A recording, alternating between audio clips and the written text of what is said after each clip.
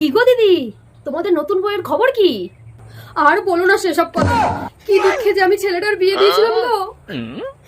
অমন সুন্দর দেখতে তোমার বৌমা, আবার কি হলো গো তোমাদের? কি যে বলো না দিদি, রূপ ধুয়ে কি জল খাবো নাকি? সারাদিন শুধু দরজা দিয়ে ঘরের মধ্যে বসে থাকে। আর আমার বাবুটাও হয়েছে, বউয়ের সাথে সাথে ও দোতলায় গিয়ে ঘরের মধ্যে যে ঢোকে আর বেরোনোর নাম নেই। সারাদিন তুমি ডাকবো, আয় রে বাবু আয়, বৌমা এদিকে আসো, এটা করো সেটা করো। হ্যাঁ, আমার আর ভালো লাগে না। কি যে বউ বিয়ে দিয়েছে।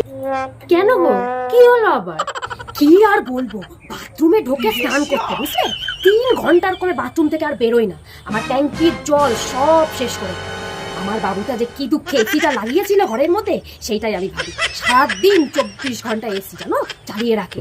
এই মাসের বিল কত সে তুমি জানো সেটা? 5,000 টাকা। বাড়ির একটা কাজও করে না জানো, কুটোটিও নাড়ে না।